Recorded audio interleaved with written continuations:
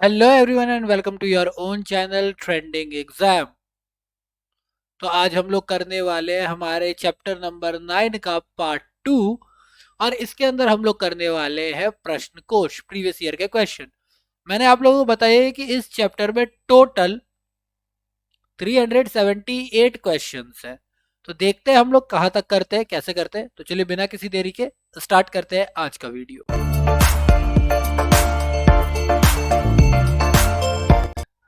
तो पहला जो क्वेश्चन है वो कहता है कि भारत में फर्म के ब्याज व्याप्ति अनुपात यानी कि इंटरेस्ट कवरेज रेशियो पद का क्या महत्व है, यानी इस टर्म की वैल्यू क्या है। ब्याज व्याप्ति अनुपात, इसका मतलब क्या है। यह उस फर्म जिसे ऋण देने जा रहा है, जिसे बैंक ऋण देने जा रहा है, के वर्तमान जोखिम को समझने में मदद करता है। दूसरा, यह उस फर्म जिसे बैंक ऋण देने जा रहा है के आने वाले जोखिम के मूल्यांकन में मदद करता है। तीसरा, उधार लेने वाली फर्म का ब्याज व्याप्ति अनुपात जितना अधिक होगा उसकी ऋण समाशोधन क्षमता उतनी ही खराब होगी। तो हमसे पूछा है कि इन तीनों में से कौन सा सही उत्तर है। तो ये जो लाइन है कि उधार लेने वाली फर्म, आप लोगों ने अकाउंटेंसी के अंदर ये चीज पढ़ी हुई है, रेशियो एनालिसिस के अंदर इंटरेस्ट कवरेज रेशियो अलग से ही था कि जिन लोगों ने अकाउंट्स पढ़ी हुई है, कॉमर्स वालों ने नहीं पढ़ी हुई है तो यहां पर मैं एक्सप्लेन कर दे रहा हूं कि ये जो लाइन है कि उधार लेने वाली फर्म का ब्याज व्याप्ति अनुपात जितना अधिक होगा उसकी समाशोधन क्षमता उतनी खराब होगी, ये एक गलत लाइन है। बाकी दोनों स्टेटमेंट सही है कि यस, बैंक जिस भी फर्म को ऋण देना है ये उसके वर्तमान जोखिम को समझने में मदद करेगा और ये उसके आने वाले जोखिम का भी मूल्यांकन करेगा। तो अभी की बात करें या फ्यूचर की बात करें तो ये बात करेक्ट है, इसीलिए हमारा क्या होगा, पहला और दूसरा करेक्ट है, तो ऑप्शन नंबर ए हमारा करेक्ट होगा। ये बिल्कुल करंट में आया हुआ क्वेश्चन, आईएएस प्री का क्वेश्चन है ये, ठीक है।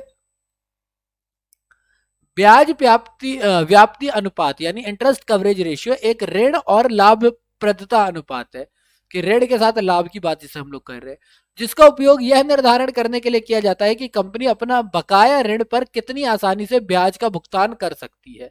कि अगर मैं कंपनी को लोन दे रहा हूं तो भाई वो कितनी आसानी से मेरे को क्या कर सकती है, ब्याज दे सकती है। ब्याज व्याप्ति अनुपात को कभी कभी अर्जित ब्याज यानी कि टाइम इंटरेस्ट अर्न्ड TIE अनुपात कहा जाता है।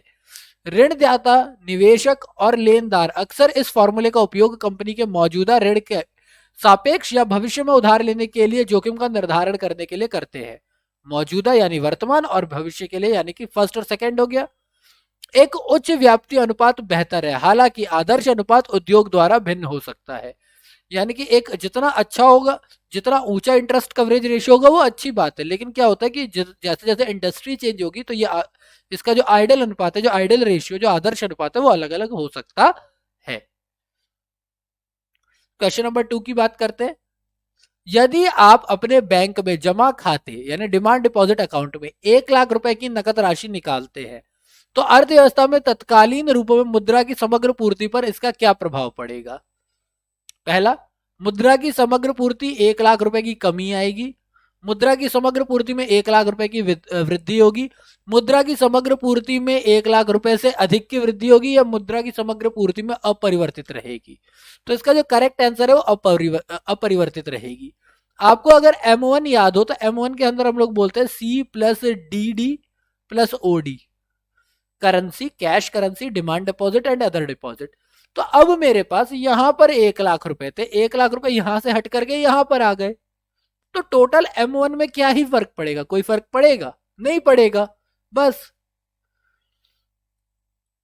तो एक निश्चित समय में लोगों के संचरण करने वाली कुल मुद्रा को मुद्रा की पूर्ति कहते हैं, यानी कि टोटल एक निश्चित समय बिंदु पर लोगों के पास जो कुल मुद्रा का कोष है जो जमा है लोगों के पास, उसे हम लोग क्या बोलते हैं, मुद्रा की पूर्ति कहते हैं।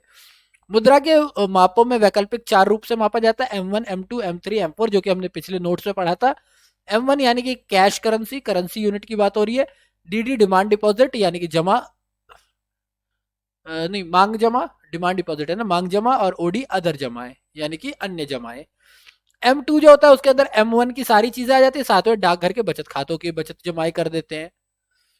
जबकि M3 जो होता है उसके अंदर हम लोग क्या करते हैं कि भैया M1 की तो सारी चीजें रखते हैं, डाकघर को हटा करके व्यावसायिक बैंकों की निवल आवधिक जमाएं यानी कि सावधि जमाएं जो है वो जमा कर देते हैं। जब M4 की बात करते हैं तो M4 में हम लोग M3 ले लेते हैं क्योंकि M3 के अंदर M1 ऑलरेडी आ गया है, और व्यावसायिक बैंक भी आ गए। एक जो हटाया तो हमने वो डाकघर वाला बताया था, तो वो डाकघर हटा दिया हमने। यहाँ लगा दिया कि डाकघर बचत संस्थाओं में कुल जमा है, राष्ट्रीय बचत प्रमाण पत्रों को छोड़ करके, एनओएस को छोड़ करके, एनएससी होता है, sorry NSC, NSC national security certificate होता है ना, हाँ सेविंग सर्टिफिकेट, राष्ट्रीय बचत प्रमाण पत्र, हाँ नेशनल सेविंग सर्टिफिकेट, एनएससी को छोड़ करके, ठीक है।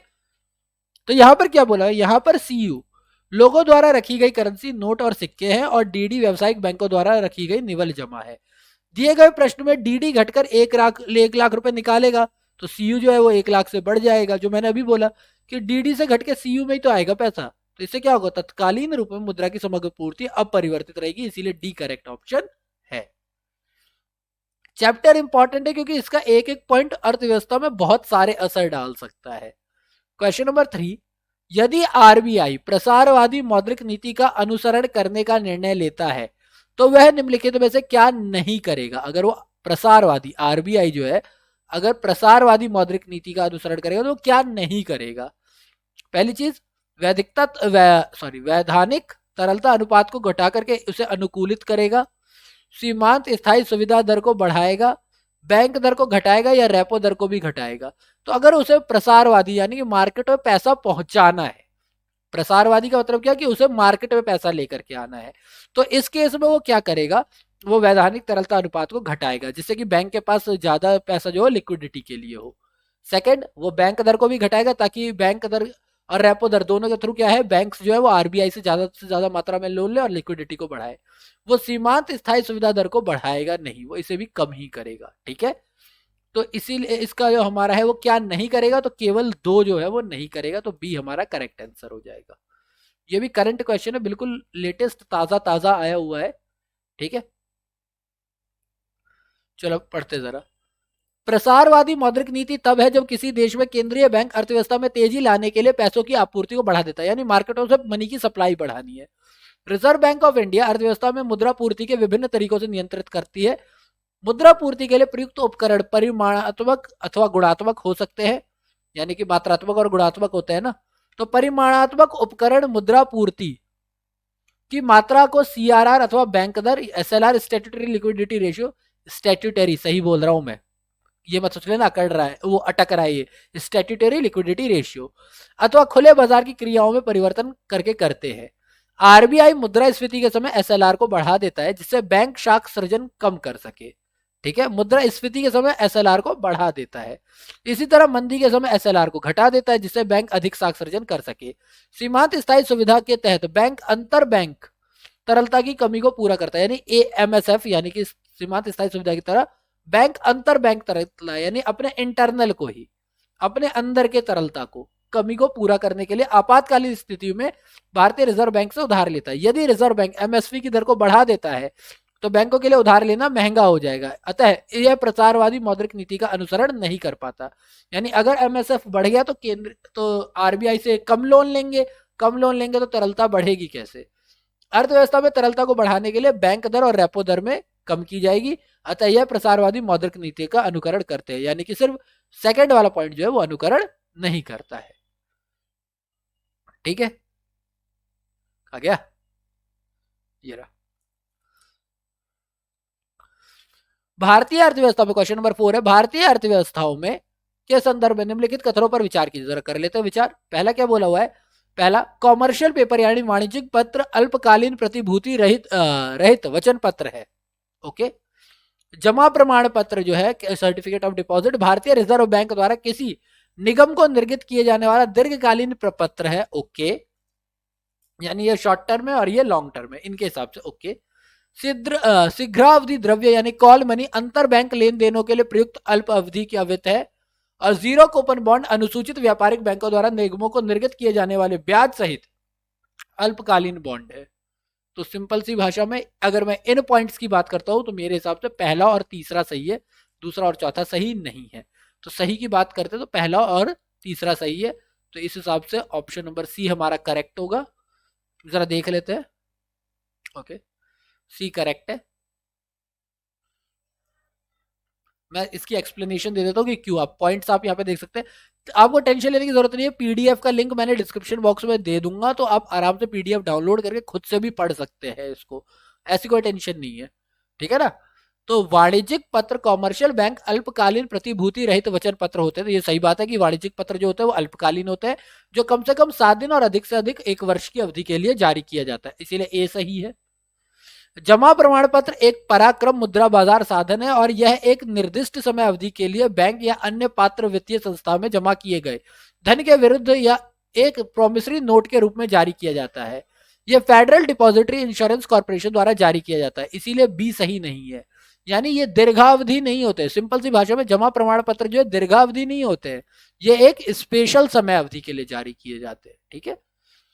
शीघ्रावधि द्रव्य कॉल मनी ऐसे वित्त को कहते हैं जो लघु अवधि का होता है, यानी ये तो लघु अवधि है ही, जिसे मांगे जाने पर चुकता करना होगा, यानी जब मांग ले तब आपको देना पड़ेगा पैसा। इसका उपयोग अंतर बैंक लेन देनों में होता है, बिल्कुल सही है, इसीलिए ये सी पॉइंट सही था। जीरो कूपन बॉन्ड, ये जीरो है ये इसीलिए कि इसमें कोई इंटरेस्ट होता ही नहीं है, इसीलिए इसको जीरो बॉन्ड कहा जाता है। कोई जीरो भी कहते हैं, जितने बच्चे कॉमर्स वाले होंगे उनको तो आराम से ये याद होगा। थोड़ा जिन लोगों ने नहीं पढ़ी हुई है 11th-12th में इकोनॉमिक्स या अकाउंट्स, उनके लिए हल्की सी दिक्कत होगी है, पर यहाँ पढ़ लो, आपको सिंपल सी भाषा समझ में आ जाएगी कि जीरो का मतलब जीरो कूपन बॉन्ड, इसलिए जीरो कूपन बॉन्ड है क्योंकि इसमें ब्याज जीरो है। जीरो भी कहते हैं क्योंकि इन बॉन्ड्स पर किसी भी कूपन पर ब्याज का भुगतान नहीं होता है, यह हमेशा डिस्काउंट पर जारी किया जाता है, अतः डी सही नहीं है। इस प्रकार हमारा सी ऑप्शन करेक्ट होगा कि सी के अंदर ही पहले और तीसरे को सही बताया हुआ था, ठीक है। चलिए, तो चलिए करते हैं क्वेश्चन नंबर 5। निम्न में से भारत में का कौन सा व्यापारिक बैंक विश्व के शीर्ष 100 बैंकों में शामिल है? 2020 का है, करंट क्वेश्चन है, ताजा क्वेश्चन। यहां पर बोला हुआ आईसीआईसीआई बैंक, भारतीय state bank, HDFC bank, Kotak Mahindra bank, या उपयुक्त में से कोई नहीं है, उपयुक्त में से एक से अधिक। तो 100 टॉप 100 जो इंडिया की तरफ से बैंक है वो है SBI, state bank of India, भारतीय स्टेट बैंक, ठीक है। ये हमारा जो है ये टॉप 100 में शामिल है विश्व के व्यापारिक बैंकों में। एसएनपी ग्लोबल मार्केट टेक्नोलॉजीज द्वारा अप्रैल 2020 में, यानी ये जो है ये क्या करती है, रिलीज करती है अपनी रिपोर्ट के अनुसार कुल परिसंपत्तियों के आधार पर विश्व के 100 बैंकों में भारत के स्टेट बैंक ऑफ इंडिया 55वें स्थान पर था, जो इस सूची में भारत का अकेला बैंक है। पहली बात तो यही बहुत बुरी बात है कि टॉप 100 बैंक में इंडिया का एक ही बैंक है। ये अच्छी बात है कि वो भी लास्ट में नहीं है, वो स्टार्टिंग में 55वें नंबर पे ही है, ठीक है। तो एसबीआई है हमारा। क्वेश्चन नंबर 6, भारत में अर्थ शोधन निवारण अधिनियम कब लागू हुआ?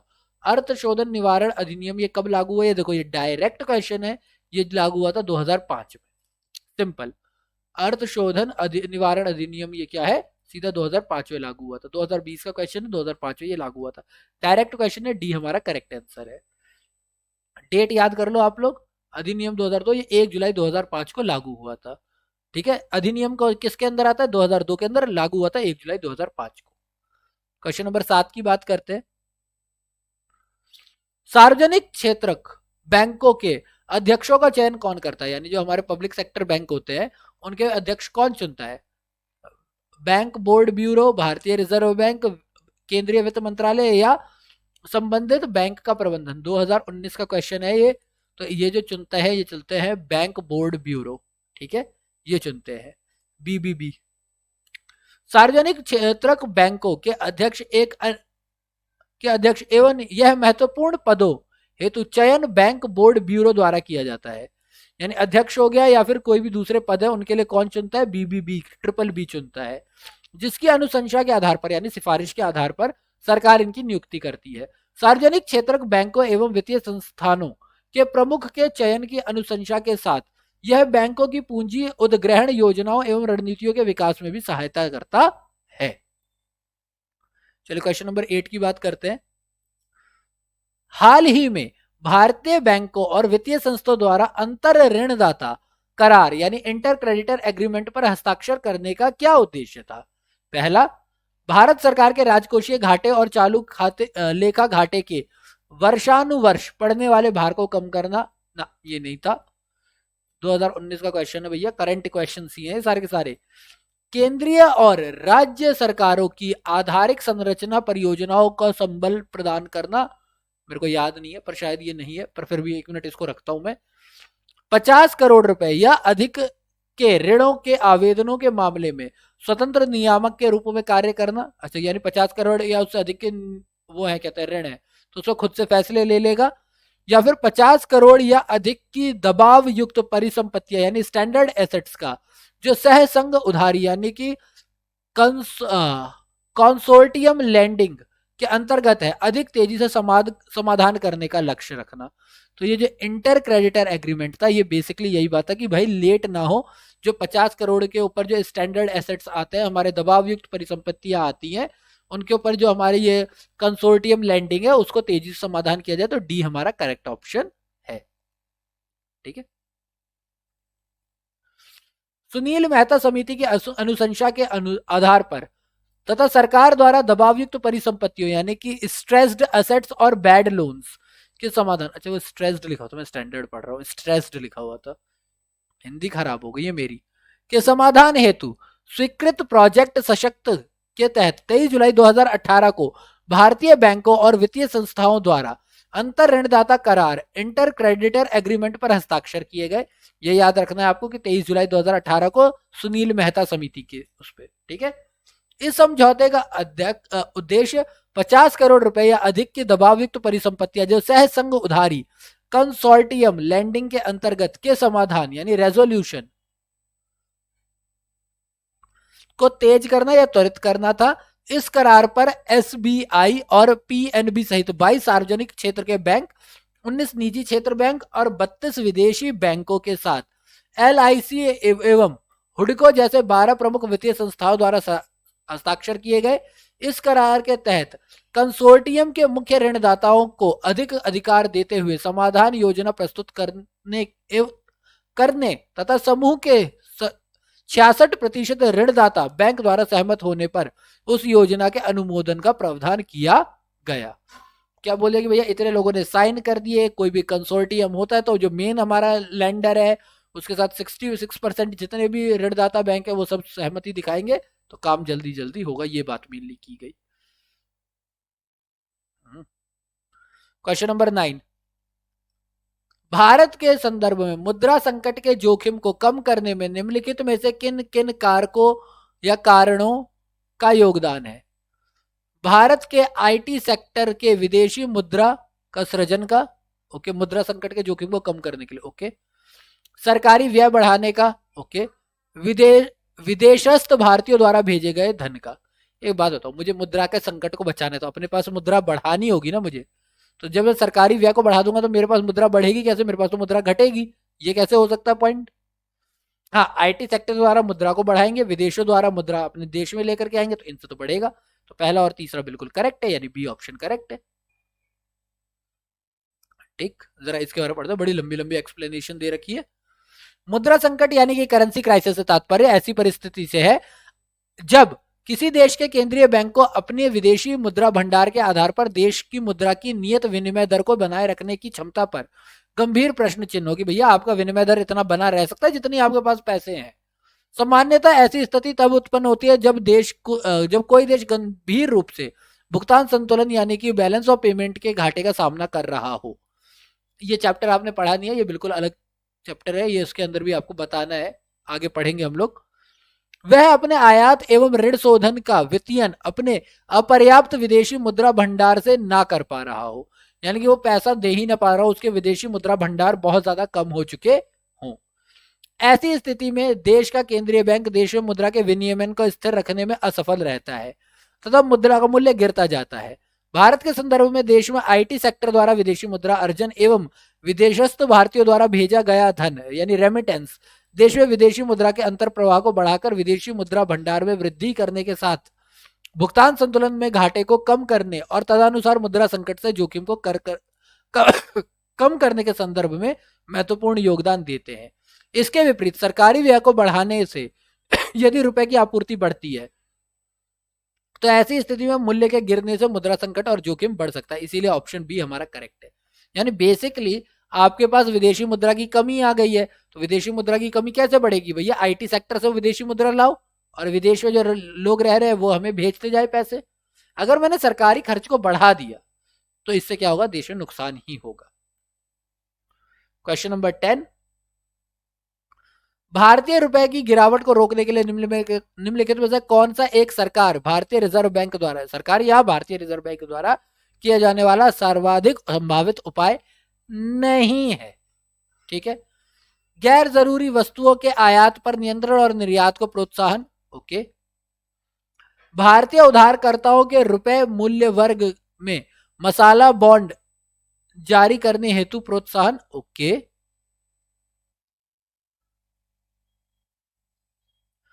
विदेशी वाणिज्यिक उधारी से संबंधित दशाओं को आसान बनाना। ओके। और एक प्रसरणशील मौद्रिक नीति का अनुकरण करना। तो देखो भैया, आपको करना क्या, पहले तो देखो क्वेश्चन फिर से पढ़ लो कि क्वेश्चन में बोला क्या था करने के लिए। भारत में रुपए की गिरावट रोकने के लिए, गिरावट रोकना है ना, तो आपको मुद्रा के फ्लो को कम करना पड़ेगा। ठीक है। और अगर आप प्रसरणशील मौद्रिक नीति करते हो तो इसमें मुद्रा का फ्लो बढ़ता है मार्केट में, मुझे मुद्रा का फ्लो कम करना है, तो ये नहीं करेंगे। डी हमारा करेक्ट आंसर होगा कि ये काम नहीं करेंगे।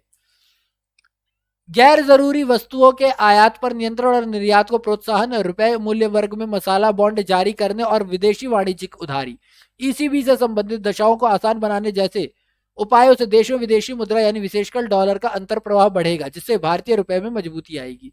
इसके विपरीत भारतीय रिजर्व बैंक द्वारा प्रसरणशील यानी एक्सपेंशनरी मौद्रिक नीति का अनुसरण करने से मुद्रा की आपूर्ति में वृद्धि होने लगेगी, जो ब्याज दरों में कमी आएगी, जिससे मुद्रा का मूल्य घटेगा और मुद्रास्फीति बढ़ेगी।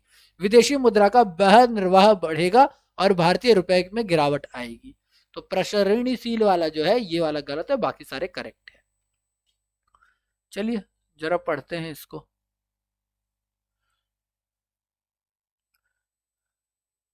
निम्नलिखित कथनों पर विचार कीजिए। कर लेते हैं। भुगतान प्रणाली आंकड़ों के भंडारण यानी storage of payment system data के संबंध में भारतीय रिजर्व बैंक के हाल का निर्देश, जिसे प्रचलित रूप से डेटा डिक्टेट के रूप में जाना जाता है, भुगतान प्रणाली प्रदाताओं यानी पेमेंट सिस्टम प्रोवाइडर्स की को समादेशित करता है। क्या समादेशित करता है भाई? 2019 का क्वेश्चन है, करंट क्वेश्चन है बिल्कुल ही। ये जो storage of payment data system है, ये पेमेंट सिस्टम एडवाइजर को क्या बताता है? ये डेटा डिटेक्ट जो है वो बताता क्या चीज है? ठीक। वह यह सुनिश्चित करेगा कि उनके द्वारा संचालित भुगतान प्रणालियों से संबंधित समग्र आंकड़े एक प्रणाली के अंतर्गत केवल भारत में भंडारित किए जाए, क्योंकि बहुत सारे पेमेंट ऐप्स है जो विदेशी हैं, तो ये जो है बाहर ना जाए। वह यह सुनिश्चित करेंगे कि इन प्रणालियों का स्वामित्व और संचालन सार्वजनिक क्षेत्र के उद्यम ही करे। ये तो हो ही नहीं सकता। सार्वजनिक क्षेत्र को कैसे देंगे? बहुत सारे प्राइवेट, ये जो है पेमेंट सिस्टम प्रोवाइडर्स के लिए जो मेन हमारा समादेशित है वो तो निजी क्षेत्रों में आता है, ये तो हो ही नहीं सकता। वे कैलेंडर वर्ष की समाप्ति तक भारत के नियंत्रक एवं महालेखा परीक्षक को समेकित प्रणाली लेखा परीक्षा रिपोर्ट प्रस्तुत करेंगे। नहीं, ऐसा भी कुछ नहीं है, ये भी नहीं है कि वो महालेखा परीक्षक को समेकित प्रणाली लेखा परीक्षा रिपोर्ट प्रस्तुत करेंगे। नहीं, ऐसा भी नहीं है। मेन यही है कि भैया इंडिया का डेटा इंडिया में रहेगा, इंडिया से बाहर नहीं जाना चाहिए। तो पहला करेक्ट है, तो केवल ए यानी ए करेक्ट ऑप्शन होगा। ठीक है, ए करेक्ट ऑप्शन। भुगतान प्रणाली आंकड़ों के भंडारण स्टोरेज ऑफ पेमेंट सिस्टम के संबंध में भारतीय रिजर्व बैंक द्वारा 6 अप्रैल 2018 को जारी निर्देश भुगतान प्रणाली प्रदाताओं को समादेशित करता है कि उनके द्वारा प्रचलित भुगतान प्रणालियों से संबंधित समस्त आंकड़े केवल भारत में ही एक प्रणाली में संग्रहित किए जाएंगे। इन आंकड़ों को मैसेज भुगतान निर्देश के हिस्से के रूप में शुरुआत से लेकर अंत तक के समस्त लेन देन संबंध विग्रहण संग्रहण की लाई गई संसाधित की गई सूचना शामिल होनी चाहिए। इस कार्य के पूर्ण होने के पश्चात प्रणाली प्रदाता प्रणालीगत लेखा परीक्षा रिपोर्ट यानी सिस्टम ऑडिट रिपोर्ट, कितना अच्छा लग रहा है नहीं? प्रणाली प्रदाता प्रणालीगत लेखा परीक्षा सिस्टम ऑडिट रिपोर्ट प्रस्तुत करेंगे। कब? जब ये चीज पूर्ण हो जाए, साल के एंड होना जरूरी नहीं है। ठीक है। यह लेखा परीक्षा CERT इन यानी Indian computer emergency response team सूचीबद्ध लेखा परीक्षकों द्वारा की जाएगी। इस प्रकार कथन 3 सत्य है असत्य है। संबंधित कथन में 2 संबंधी बाध्यता नहीं दी गई है, अतः कथन 2 भी असत्य है, इसलिए केवल ए ही सही होगा।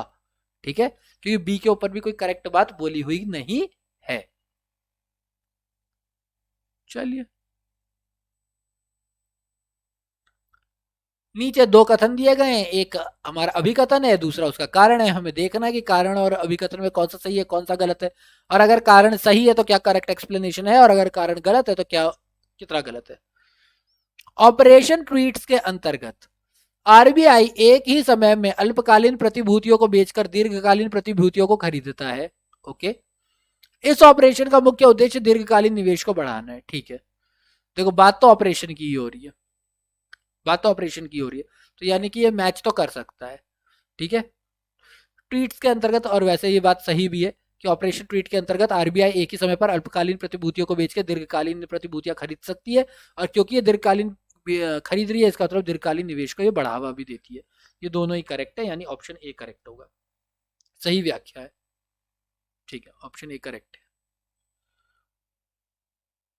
जुलाई 2020 में घरेलू मांग में तेजी लाने, निवेशकों को लुभाने तथा सुस्त पड़ी अर्थव्यवस्था को रफ्तार देने के उद्देश्य से रिजर्व बैंक ऑफ इंडिया ने ऑपरेशन ट्विस्ट ऑपरेशन ट्विस्ट शुरू किया।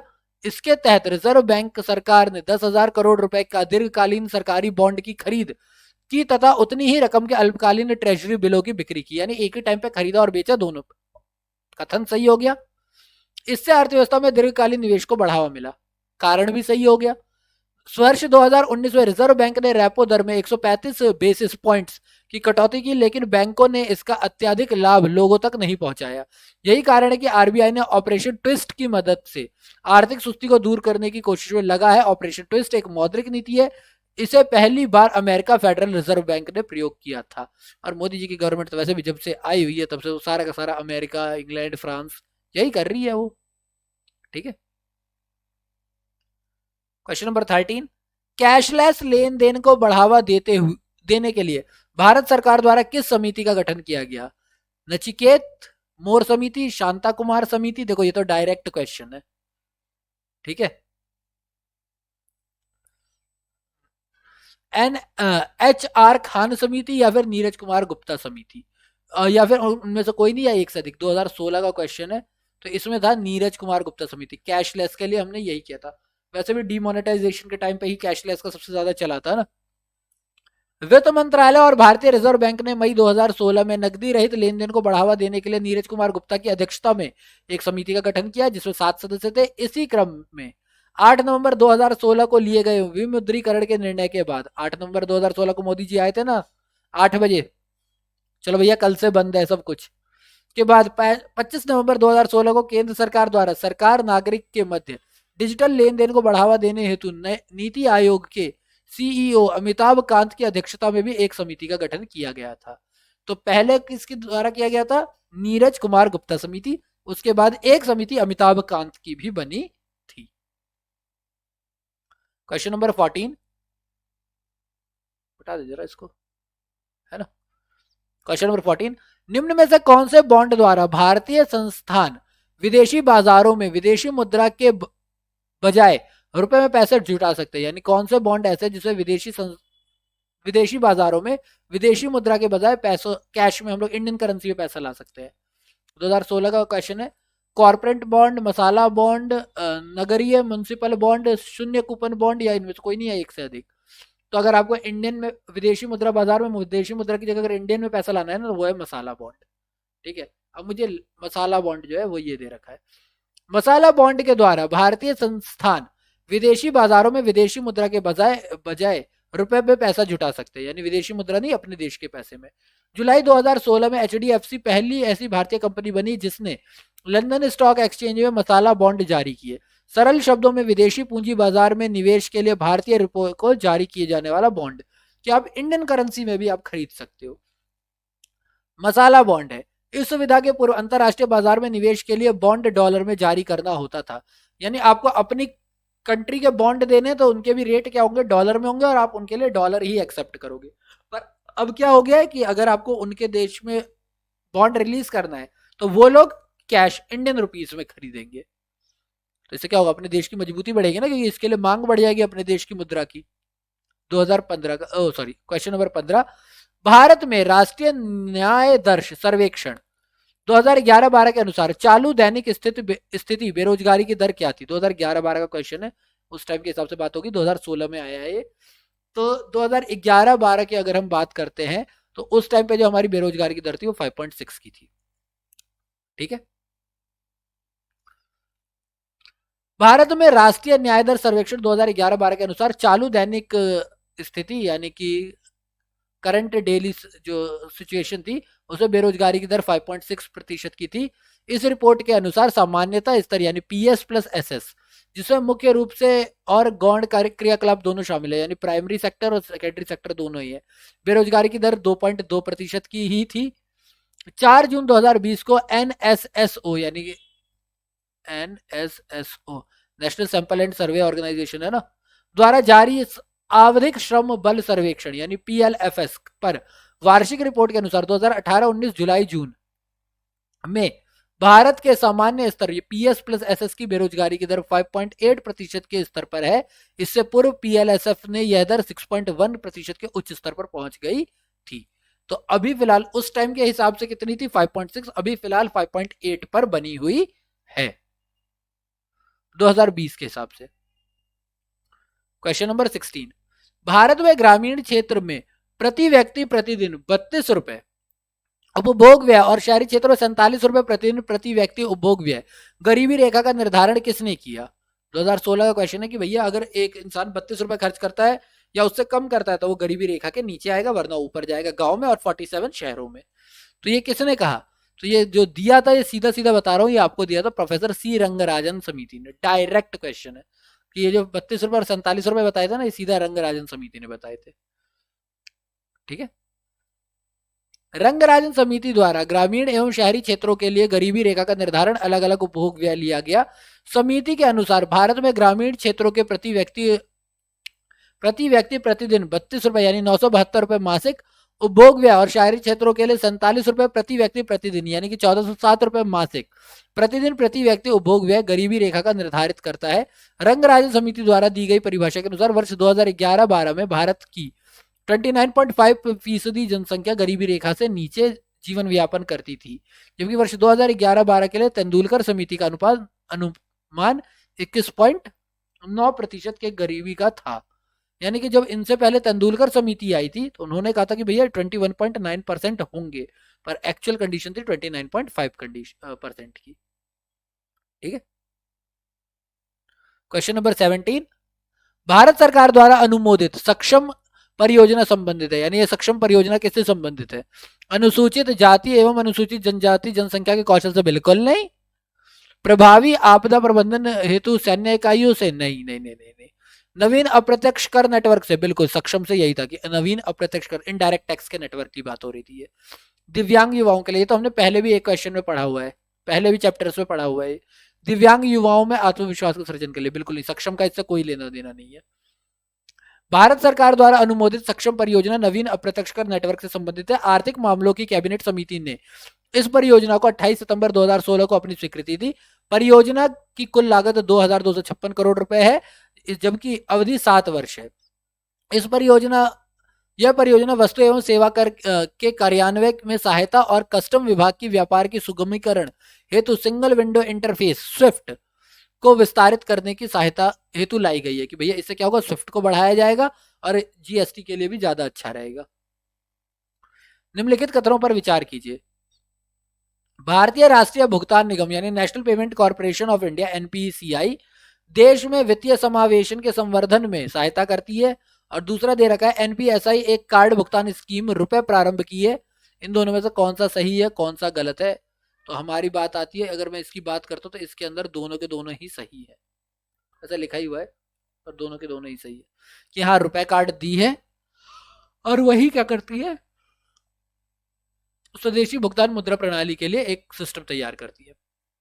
तो रुपए कार्ड क्या है? भारतीय राष्ट्रीय भुगतान निगम यानी एनपीसीआई द्वारा मार्च 2012 में प्रारंभ स्वदेशी भुगतान प्रणाली पर आधारित एटीएम कार्ड है।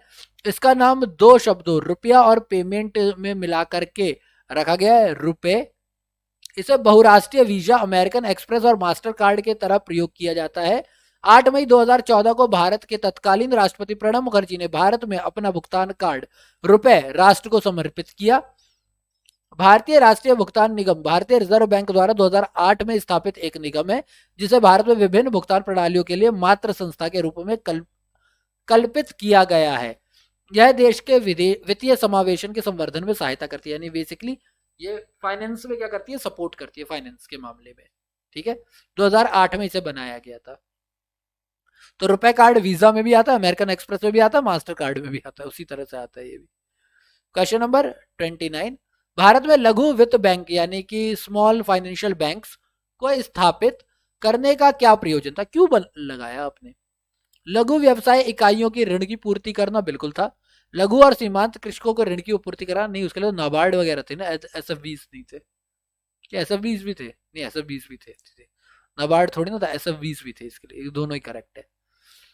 युवा उद्यमियों को विशेषता ग्रामीण क्षेत्र में व्यापार स्थापित करने के लिए प्रोत्साहित करना, तो नहीं, व्यापार क्षेत्र के लिए ग्रामीण क्षेत्र में व्यापार नहीं, ये नहीं था, ये पॉइंट नहीं था, पहला दूसरा सही है।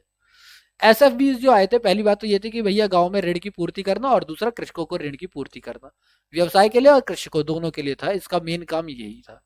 तो ए करेक्ट आंसर हो जाएगा, पहला और दूसरा करेक्ट है। ठीक है, वित्तीय समावेशन को देश भर में फैलाने के लिए निजी क्षेत्र में छोटे वित्त बैंक, स्मॉल फाइनेंस बैंक्स और भुगतान बैंक यानी पेमेंट बैंक की स्थापना की घोषणा तत्कालीन वित्त मंत्री अरुण जेटली ने जुलाई 2014 में केंद्रीय बजट में की थी। इन बैंकों की स्थापना के लिए अंतिम दिशा निर्देश भारतीय रिजर्व बैंक आरबीआई ने 27 नवंबर 2014 को जारी किए। लघु वित्त बैंकों की स्थापना का उद्देश्य मुख्यतः जनसंख्या से वंचित तथा अल्प सेवा प्राप्त वर्ग के लिए बचत के साधनों का प्रावधान करना था।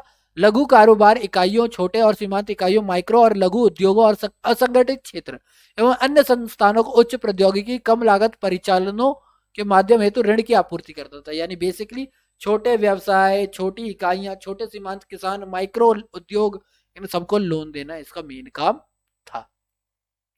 ठीक है, तो चलिए करते हैं क्वेश्चन नंबर 20।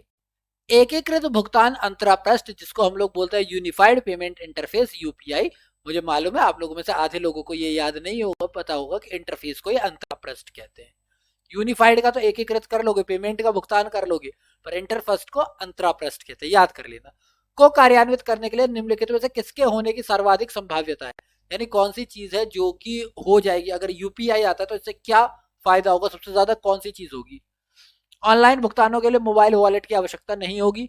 लगभग 2 दशकों में पूरी तरह से भौतिक मुद्रा के स्थान पर डिजिटल मुद्रा ले लेगी। एफडीआई अंतर प्रवाह में भारी वृद्धि होगी। निर्धन व्यक्तियों को उत्पादनों सब्सिडीज का प्रत्यक्ष अंतरण, डायरेक्ट ट्रांसफर बहुत प्रभावाधिकारी हो जाएगा। तो बाकी चीजों का तो नहीं पता, पर ये बात तो हुई है, आपने देखा है, चाहे फोन पे है चाहे पेटीएम है, तो अब क्या होता है, आपको वॉलेट की जरूरत नहीं पड़ती है, यूपीआई की वजह से आप डायरेक्ट अपने बैंक अकाउंट से दे देते हो। तो ऑनलाइन भुगतानों के लिए मोबाइल वॉलेट की आवश्यकता नहीं होगी। ठीक है, सबसे ज्यादा तो यही फायदा हुआ है। Question option number A correct है।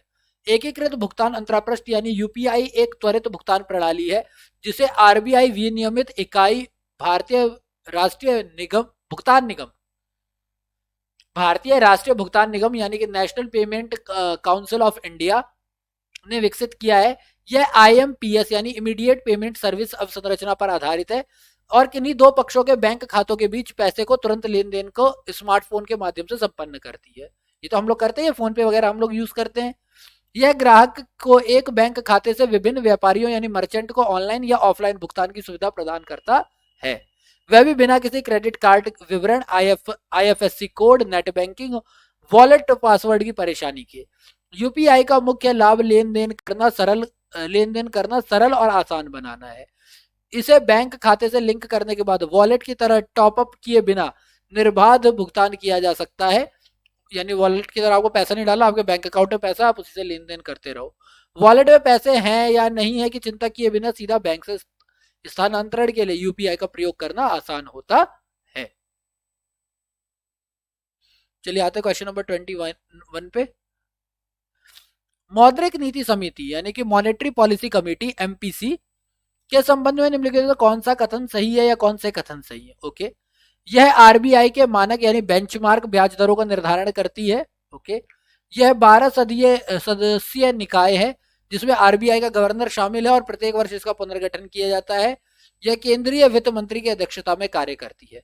तो देखो एमपीएसी के बारे में यानी कि मॉनेटरी पॉलिसी कमेटी यानी मौद्रिक नीति समिति के बारे में जो सबसे बड़ी बात है वो यही है कि ये आरबीआई के लिए क्या करती है, ब्याज दरों का निर्धारण करती है। केवल यही पॉइंट सही है, ये 12 सदस्यों की निकाय नहीं है और साथ ही साथ ये केंद्रीय वित्त मंत्री की अध्यक्षता में कार्य नहीं करती है। ठीक है, ये 12 की जगह एक्चुअली 6 सदस्य है, पर पढ़ लेते हैं हम आगे, तो केवल एक सही है।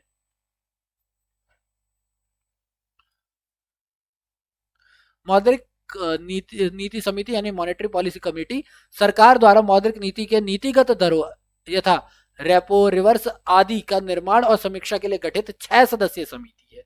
इस जिसे वित्त अधिनियम 2016 द्वारा संशोधित आरबीआई एक्ट 1934 की धारा 45ZB के तहत वैधानिक और संस्थागत ढांचा प्रदान किया गया है। यह वैधानिक भी है और ऑर्गेनाइजेशनल भी है, ठीक है। इस समिति में रिजर्व बैंक के गवर्नर अध्यक्ष के रूप में सहित, देख रहे हो ना, वित्त मंत्री नहीं होते, कौन होते हैं, रिजर्व बैंक के गवर्नर के सहित 3 प्रतिनिधियों द्वारा तथा सरकार द्वारा नामित 3 प्रतिनिधियों का प्रावधान रखा गया है। यानी एक तो आरबीआई के गवर्नर हो गए, 2 और लोग हो गए, और साथ में 3 लोग सरकार देती है।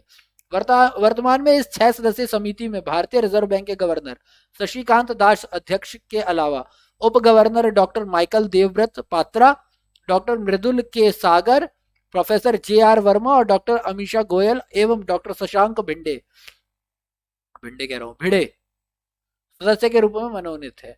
कौन कौन से, शशिकांत दास है इनके गवर्नर जनरल, उप गवर्नर है माइकल देवव्रत, दूसरे ये हो गए, तीसरे हो गए डॉक्टर मृदुल के सागर, चौथे हैं प्रोफेसर JR वर्मा, पांचवा आशीष गोयल जी, आशिमा गोयल जी, और छठे हैं शशांक भिड़े, ठीक है।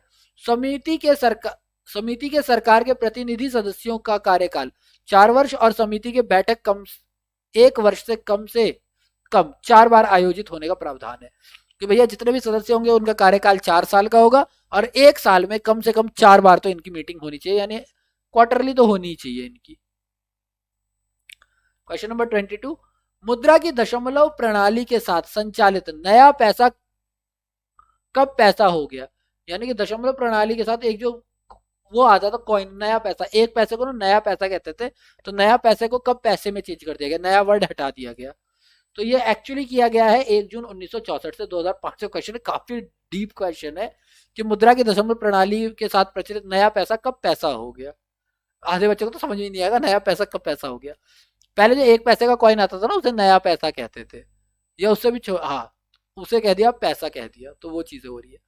वर्ष 1957 के बाद भारत में मुद्रा की दशमलव प्रणाली प्रचलन में आई। वर्ष 1957 से 1964 तक टकसाल से उत्पादित पैसे को नया पैसा कहा गया।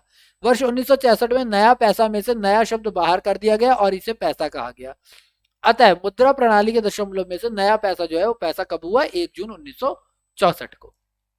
नेक्स्ट क्वेश्चन नंबर 23, भारत में दार्शनिक मुद्रा प्रणाली कब शुरू हुई। देखो ऊपर वाले का ही क्वेश्चन है, सीधी सीधी बात, कब शुरू हुई थी, 1957 में दशमलव प्रणाली। ये क्वेश्चन 1995 में आया था, उसके बाद 10 साल के बाद 2005 में आया और दोबारा 2010 में रिपीट हो चुका है एक बार। तो कब था हमारा, वर्ष 1957 में। चलिए क्वेश्चन नंबर 24 की बात करते हैं। कभी कभी समाचारों में आने वाले बिटकॉइंस के संदर्भ में निम्नलिखित तो कौन सा कथन सही है, कौन सा कथन सही है। बिटकॉइंस बहुत ही इंपॉर्टेंट है ये, अभी तो क्रिप्टो करेंसी के बारे में बहुत ज्यादा है ये। बिटकॉइन की खोज खबर देश के केंद्रीय बैंकों द्वारा रखी जाती है, बिल्कुल नहीं, बिल्कुल नहीं रखी जाती। बिटकॉइन के पते वाला कोई भी व्यक्ति बिटकॉइन के पते वाले को किसी अन्य व्यक्ति को बिटकॉइन भेज सकता है या उसे प्राप्त कर सकता है। हाँ, तो बिटकॉइन की ट्रांजैक्शन बिटकॉइन में ही होती है, ये करेक्ट है। ऑनलाइन अदायगी दोनों तरफ में से किसी भी तरफ की पहचान जाने बिना की जा सकती है। हाँ, इसमें आपकी ये भी सही होता है। अब बिटकॉइन का सेल और परचेज कर सकते हो, बिटकॉइन ट्रांसफर कर सकते हो, इसमें आपको कोई भी अपना डेटा देने की जरूरत नहीं होती, बिल्कुल करेक्ट है। यस, क्रिप्टो है ना, तभी तो क्रिप्टो करेंसी नाम है इसका, कि आपको पहचान नहीं बतानी। तो ऑप्शन 2 और 3 दोनों सही है। बिटकॉइन एक क्रिप्टो करेंसी या आभासी मुद्रा यानी कि वर्चुअल करेंसी है। इसका विकास सातोशी नाकातोमो छदम नाम वाले प्रोग्रामर या प्रोग्रामरों के समूह द्वारा किया गया था। किसी को नहीं पता कि ये क्या है, बेसिकली ये प्रोग्रामों का समूह है या एक प्रोग्रामर है। ये सातोशी नाकातोमो छदम, यह एक ब्लॉकचेन आधारित इलेक्ट्रॉनिक भुगतान प्रणाली है। इसे यह केंद्रीय बैंकों के नियंत्रण से परे होती है, केंद्रीय बैंकों का इस पर कोई कंट्रोल नहीं होता। यह एक पीयर टू पीयर प्रणाली है, यानी 1 पर्सन टू दूसरे पे चली जाती है। इसमें बिटकॉइन के पते वाले 2 व्यक्ति एक दूसरे को बिटकॉइन का लेन देन कर सकते हैं। इसके अंतर्गत उपयोगकर्ताओं द्वारा बिना किसी मध्यस्थ और बिना किसी जान पहचान को उजागर किए गए लेन देन किया जा सकता है। तो इस चीज का फायदा है इसमें। क्वेश्चन नंबर 25, निम्न पर विचार कीजिए, कर लेते हैं। क्षेत्रीय ग्रामीण bank, regional rural banks, okay. अग्रणी बैंक योजना, ये नहीं पता मुझे क्या है इसकी इंग्लिश। नाबार्ड तो पता ही है, NABARD, इसकी फुल फॉर्म मैं नहीं बता रहा। और SBI। इस वजह से बोला है कि भैया बैंकों के स्थापित होने का ऐतिहासिक क्रम बताइए। ठीक है, तो अगर मैं ऐतिहासिक क्रम की बात बताता हूँ, सबसे पहले जिसकी स्थापना हुई है वो तो है SBI। सीधी सी बात है। SBI के बाद अग्रणी बैंक योजना आई थी। अग्रणी बैंक योजना के बाद RRB आई थी, और RRB वगैरह जब बन गई थी तब नाबार्ड को लाया गया, जो कि RRB पे कंट्रोल करती है। जितने भी एग्रीकल्चर क्रेडिट होते हैं उनके ऊपर कंट्रोल करती है ये। तो ये हमारा जो करेक्ट है वो है पहले पहले फोर्थ, फिर टू, फिर वन और फिर थ्री। 4213, 4213, 4213 बी करेक्ट है, बी करेक्ट है। कौन सी कब कब हुई है स्थापित, जरा वो हम यहाँ पढ़ लेते हैं। तो SBI 1955, हमने ऊपर नोट्स में भी पढ़ा था। स्टेट बैंक को इंपीरियल बैंक से हटाया गया था ना, इंपीरियल बैंक को चेंज किया गया था स्टेट बैंक में। अग्रणी बैंक योजना 1969, क्षेत्रीय ग्रामीण बैंक 1975 और नाबार्ड 1982। क्वेश्चन नंबर 26 की बात करते हैं। निम्नलिखित पर विचार कीजिए, जनता के पास मुद्रा, बैंकों में के पास मांग जमा डिमांड डिपॉजिट, और बैंकों के पास समय जमा यानी कि टाइम डिपॉजिट। इनमें से कौन सा भारत के व्यापक धन M3 में शामिल है? तो M3 में अगर हम शामिल की बात करते हैं तो ये तीनों के तीनों ही शामिल है, क्योंकि M3 के अंदर जो होता है वो क्या होता है, M1 होता है, और M1 के साथ क्या होता है, ये टाइम डिपॉजिट सावधि जमाएं होती हैं। सावधि जमाएं, वाणिज्यिक बैंकों की सावधि जमाएं। और M1 के अंदर क्या क्या आता है, C+DD आता है, यानी कि जनता के पास की करेंसी आती है, और डिमांड डिपॉजिट भी आता है, OD भी आता है, C और DD है। तो यानी कि तीनों के तीनों है, तीनों ही करेक्ट है, डी करेक्ट ऑप्शन होगा। क्लियर है। RBI द्वारा नियुक्त दूसरे कार्यवाही समूह द्वारा वर्ष 1977 में प्रदत्त रिपोर्ट के अनुसार RBI ने मुद्रा पूर्ति के संबंध में 4 समुच्चय M1, M2, M3, M4 स्वीकार किए। M3 को ही व्यापक या स्थूल मुद्रा भी कहा जाता है, यानी M3 को कहा जाता है। M3 के शामिल घटकों का प्रसार इस तरीके से, M3 में क्या आता है, जनता के पास करेंसी, बैंकों के पास जमाएं, RBI के पास अन्य जमाएं, और बैंकों की सावधि जमाएं। ठीक है, तो ये सारा का सारा था। मैंने OD यहाँ लिखा नहीं था ना, बताया तो मैंने। तो यानी कि ये तीनों ही आते हैं। क्वेश्चन नंबर 23, निम्नलिखित में से भारत में निम्नलिखित में से किसके योग से सुलभ मुद्रा बनती है? सुलभ मुद्रा बनती किसके योग से?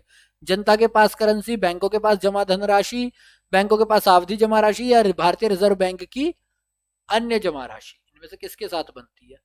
तो जरा पढ़ते हैं।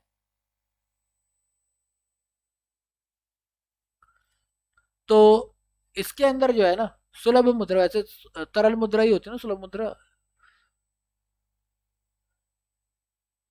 ये जो सावधि जमाएं है ना, ये M3 का पार्ट है, बाकी ये M1 का पार्ट है, ये M1 का पार्ट है, और ये भी M1 का पार्ट है।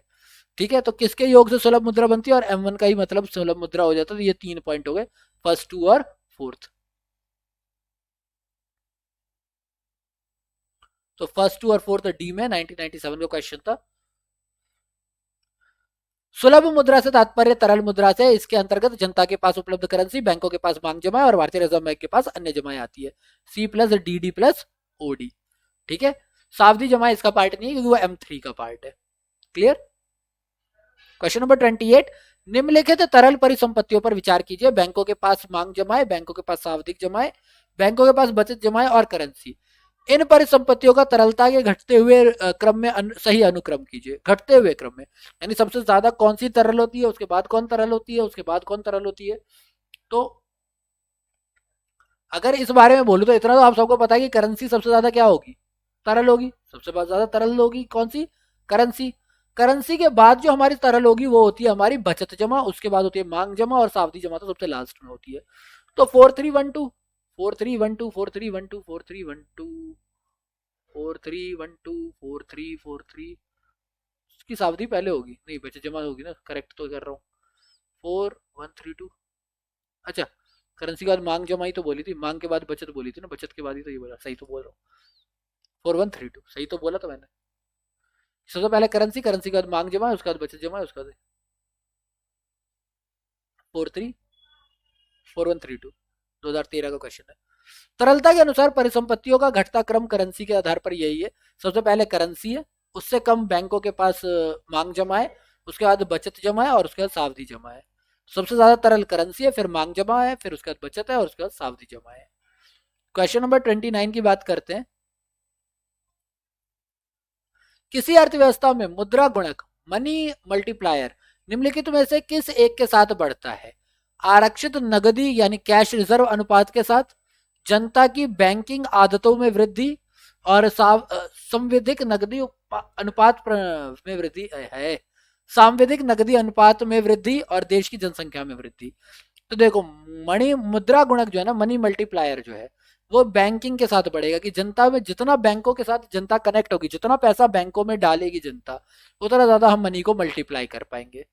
क्लास 12th का ही है ये कॉन्सेप्ट, इकोनॉमिक्स का 2019 का क्वेश्चन है।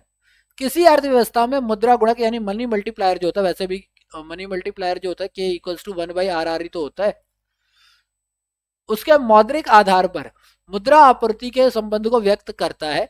यह बैंकों द्वारा अपनी जमाओं के आधार पर ऋण सृजन की क्षमता को बताता है। जनता की बैंकिंग आदतों में वृद्धि के साथ बैंक जमाओं में वृद्धि होने से बैंक द्वारा अधिक ऋण सृजन होगा, जिसके चलन से मुद्रा के बढ़ने से मुद्रा गणक में वृद्धि होगी। दूसरी ओर आरक्षित नकदी अनुपात यानी CRR, जो सांविधिक नकदी अनुपात में वृद्धि होने से बैंक में ऋण सृजन की क्षमता कम होने से मुद्रा के गुणक में कम आएगी। यानी बेसिकली बैंक के पास जितना पैसा बढ़ेगा उतना ज्यादा वो मल्टीप्लायर को बढ़ाएगी, उतना ज्यादा वो कैश को बढ़ाएगी। जबकि अगर इन अनुपातों में यानी कि CRR और SLR को बढ़ाते हैं तो इससे क्या होता है कि SLR और CRR से लिक्विडिटी कम होती है, बैंकों के पास पैसा कम होता है। तो पैसा कम होगा तो कैश कम होगा, कैश कम होगा तो मल्टीप्लायर भी कम होगा। जरा यहां पे समझ लेते हैं। जनता बैंक में पैसा डालने लग गई तो बैंक के पास पैसा बढ़ गया, बैंक के पास पैसा बढ़ गया तो बैंक ज्यादा लोन देने लग गई, ज्यादा लोन देने लग गई तो मुद्रा की आपूर्ति बढ़ गई, और मुद्रा की आपूर्ति बढ़ गई तो मुद्रा के गुणक में भी वृद्धि होगी। ठीक है, और फिर करते हैं हम लोग क्वेश्चन नंबर 30। ये समझ में आ गया तो ठीक है, वरना क्लास 12 का है ये। अगर आप लोगों को नहीं है तो मैं मनी मल्टीप्लायर का पूरा कॉन्सेप्ट अलग से करवा दूंगा। आप मेरे को कमेंट बॉक्स में बता देना, मैं मनी मल्टीप्लायर का जिसको भी नहीं आता मैं पूरा कॉन्सेप्ट करवा दूंगा। मनी मल्टीप्लायर का पूरा बैलेंस शीट बना करके first year, second year, third year बना के कंप्लीट करवा दूंगा कि ये किस तरीके से काम करता है। भारत में मुद्रा गुणक को परिभाषित किया जाता है, यानी मुद्रा गुणक जो है हमारे मनी मल्टीप्लायर जो है उसको कैसे बताते हैं हम लोग। तो मनी मल्टी 2009 और 2008 का क्वेश्चन है। तो मनी मल्टीप्लायर को हम लोग बताते हैं वृहद मुद्रा अपॉन में आरक्षित मुद्रा, ये हमारा करेक्ट आंसर है। अब वृहद मुद्रा या स्थूल मुद्रा याद होगा, मैंने आप लोगों को कहा था कि M3 याद रखना कि इसको यही कहते हैं, और आरक्षित मुद्रा जो होती है वो M0 होती है।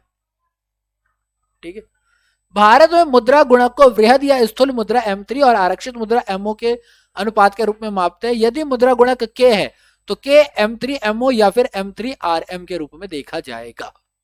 ठीक है, तो आज हम लोग सिर्फ 30 क्वेश्चन ही करते हैं क्योंकि ऑलरेडी 1 आवर लॉन्ग वीडियो हो चुकी है। ठीक है, काफी सारी चीजें इसके अंदर जो एक्सप्लेन करनी है, क्योंकि मुझे पता है कि सारे बच्चों ने तो इकोनॉमिक्स पढ़ी नहीं हुई है 11th क्लास में, 12th क्लास में, कुछ बच्चों ने 9th क्लास में हल्का फुल्का पढ़ा होगा, 9th 10th क्लास में। ठीक है, और 9th 10th क्लास की हमने स्टडी कितनी डीप की होती है वो भी मुझे पता है। तो बहुत सारे बच्चों ने 11th 12th क्लास में नहीं किए, तो बहुत सारी बातें जो आप लोगों को समझानी है, जिन लोगों ने पढ़ी हुई है वो भी भूल चुके होते हैं। ठीक है, खैर आप लोग काफी ज्यादा पढ़ भी चुके हो। तो आज की वीडियो में 30 क्वेश्चन पे ही एंड करते हैं। अगर आपको वीडियो अच्छी लगी तो प्लीज वीडियो को लाइक करें, अगर चैनल सब्सक्राइब नहीं किया तो चैनल सब्सक्राइब कर दो, क्योंकि अभी तो बहुत सारी ऐसी वीडियोस आनी है। और बेल आइकन को भी दबा दो ताकि आपको नोटिफिकेशन मिलती रहे मेरे न्यू वीडियोस की। ठीक है, अगर आपको लगता है कि आपके दोस्तों को भी ये वीडियो देखनी चाहिए तो प्लीज शेयर करें। अगर आपके पास मेरे लिए कोई भी एडवाइस है, कोई भी सजेशन है आपके पास कि हाँ इस तरीके से मैं क्या कर सकता हूँ, अपने वीडियोस को और ज्यादा इंटरेक्टिव बना सकता हूँ, आपके पास कोई कंप्लेन है कि नहीं भाई मुझे ये चीज समझ में नहीं आई, आप मुझे ये बता दो। अब जैसे मैंने कहा कि गुणक के बारे में अगर आपको नहीं पता तो आप कमेंट बॉक्स में मुझे बता दीजिए। अगर मुझे कमेंट बॉक्स में आप बोलते हैं कि हाँ गुणक के बारे में एक्सप्लेन कर दो, तो मैं एक अलग से सेपरेट वीडियो बना दूंगा गुणक के लिए। ठीक है, तो ये मैं कर दूंगा। बाकी stay healthy, be safe, keep learning and thank you for your time. बाकी आपको परेशान होने की जरूरत नहीं है, मैं इस PDF का लिंक भी आपके डिस्क्रिप्शन बॉक्स में डाल दूंगा। आप लोग आराम से PDF डाउनलोड करके खुद से भी पढ़ सकते हैं। साथ ही साथ अब तक जो हमने चैप्टर नंबर 1 से लेकर के चैप्टर नंबर 8 किया हुआ है उसकी प्लेलिस्ट का लिंक भी डिस्क्रिप्शन बॉक्स में आपको मिल जाएगा, तो आप लोग सारे चैप्टर्स वहां पर देख सकते हैं। अभी बहुत सारे चैप्टर है, मैं इको को कंप्लीट लेकर के आने वाला हूँ, क्योंकि आधे के करीब 1/4 के करीब हमारा कंप्लीट हो चुका है। बाकी जितने भी चैप्टर कुछ 18 या 19 चैप्टर है हमारे पास, और हम लोग अभी 9th चैप्टर पे, तो लगभग लगभग हम लोग हाफ वे आ चुके हैं। और अगर आप लोगों का सपोर्ट बना रहेगा तो इसको मैं कंप्लीट भी कर लूंगा। So that's been said, I just really want to say thank you.